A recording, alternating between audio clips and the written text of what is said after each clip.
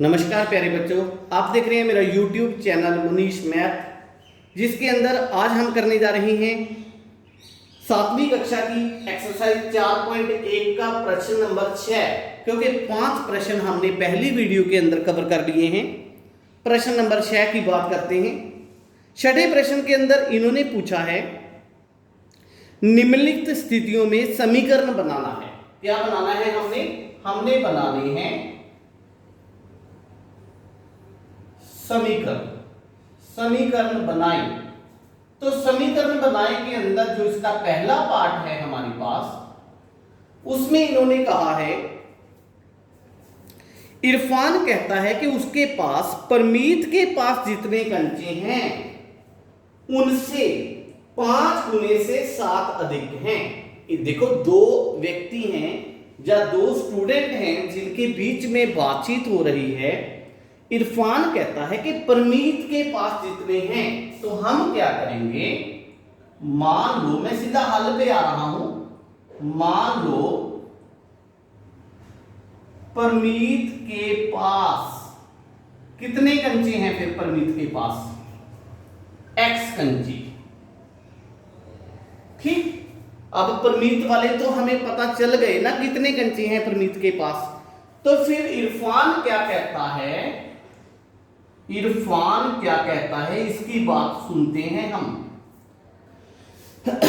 इरफान कहता है कि जितने परमीत के पास कंचे हैं उनके 5 गुने से, इसके 5 गुने से 7 ज्यादा हैं उसके पास। कितने हैं? परमीत के पास जितने हैं उसके 5 गुने से 7 ज्यादा कंचे हैं। ठीक है, तो फिर कितने हो जाएंगे? 5x plus 7। अभी कई बच्चे कहेंगे कि मैंने x गुना 5 को 5x क्यों लिखा? आपको बताया था कि जब किसी चर और अचर के बीच में गुना का निशान होता है तो उसको हम हटा के ऐसे लिख सकते हैं। क्लियर?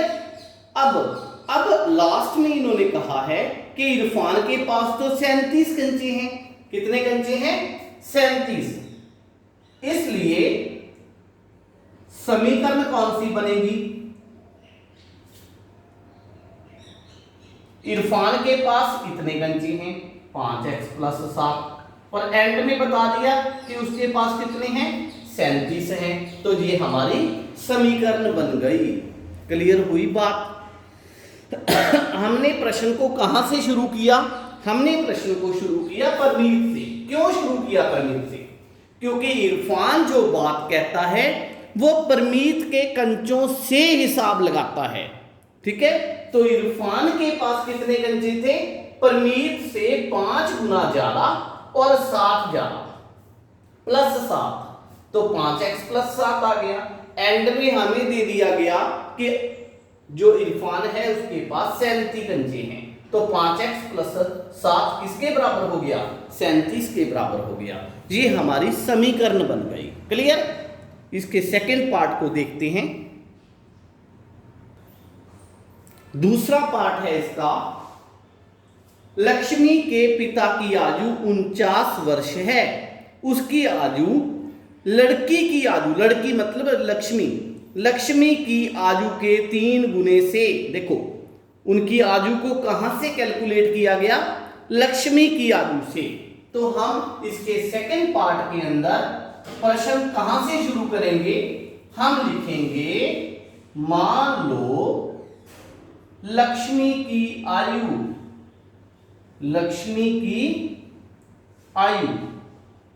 कितनी है? x वर्ष। क्लियर? अब फिर उसके पिता की आयु, क्योंकि पिता की आयु जो हमें बताई गई है वो लक्ष्मी की आयु से बताई गई है। तो पिता की आयु कितनी होगी? इन्होंने कहा है उनकी आयु लड़की की आयु, लड़की मीन्स लक्ष्मी की आयु के 3 गुने से। इसकी आयु का कितने गुना? 3 गुना। कितनी ज्यादा है? 3 गुने से 4 वर्ष अधिक है। तो कितना आ जाएगा? 3x प्लस 4, है ना? फिर एंड में नहीं सॉरी शुरू में हमें बता रखा था कि पिता की जो आयु है वो 49 वर्ष है। तो फिर समीकरण क्या बनेगी?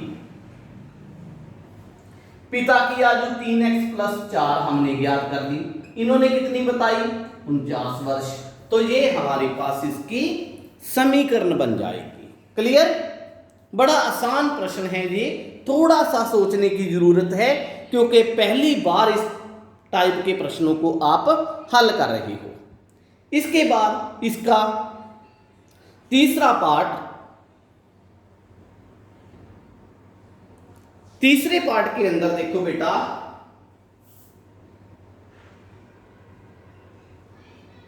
इसने क्या कहा है? कहता है अध्यापिका बताती है कि उसकी कक्षा में एक विद्यार्थी द्वारा प्राप्त अधिकतम अंक प्राप्त किए न्यूनतम अंक का दुगना धन 7 है।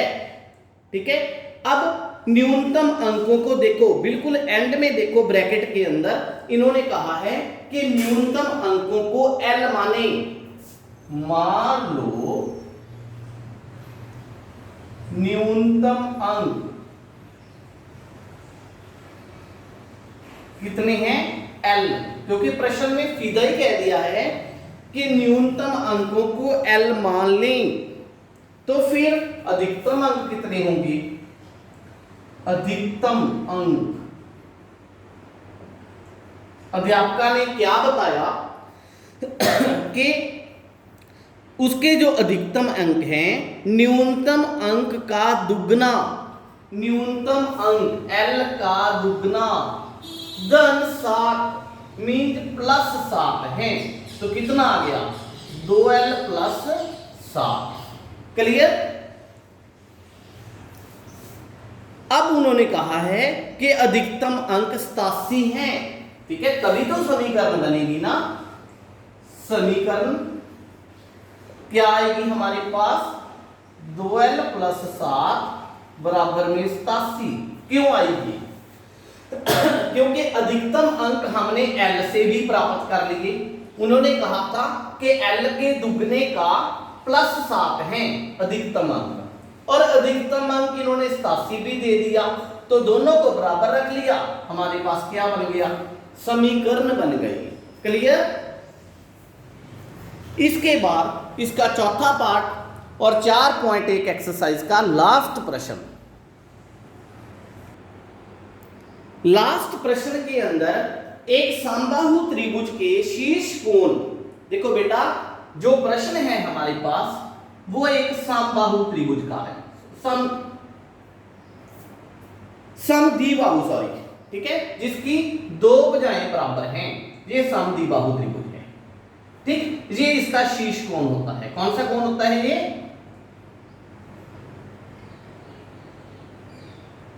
शीर्ष कोण। ठीक, अब इन्होंने क्या कहा है? शीर्ष कोण प्रत्येक आधार कोण का दुगना है।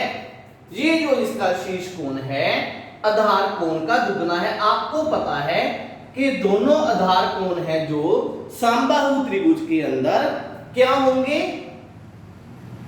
बराबर होंगे। इन दोनों को हम अगर x मान लेते हैं तो शीर्ष कोण कितना आ जाएगा?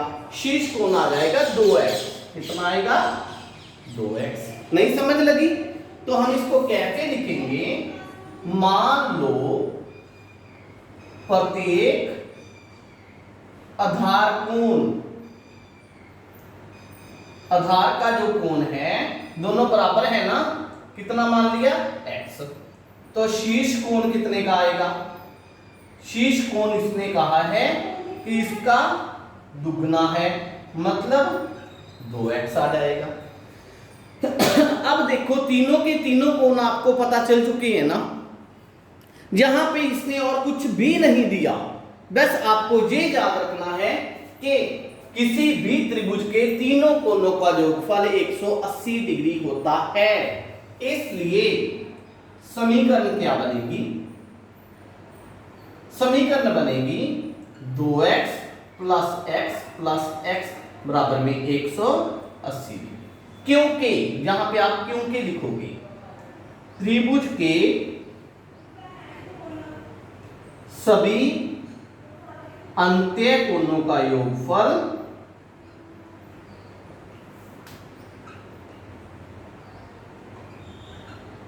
180 डिग्री होता है। जी आप लिखोगे तो फिर 2x plus 1x 3x plus 1x 4x बराबर में 180। ये हमारे पास आंसर आ गया। क्लियर? इस तरह आपकी जो 4.1 एक्सरसाइज थी वो कंप्लीट हो चुकी है। 4.1 एक्सरसाइज का जो लास्ट प्रश्न हमने आज किए हैं ये बड़े इंपॉर्टेंट प्रश्न है बेटा। आपको 7वीं 8वीं 9वीं 10वीं ठीक है सभी क्लासेस के अंदर इनका काम चलेगा। ठीक है, तो इन प्रश्नों पे थोड़ा सा ज्यादा ध्यान देना है। किसी के माइंड में कोई भी प्रश्न है तो YouTube के कमेंट बॉक्स में कमेंट करें, मेरे चैनल को सब्सक्राइब करें। वीडियो अच्छी लगी तो अपने फ्रेंड्स के साथ शेयर करें। Thank you.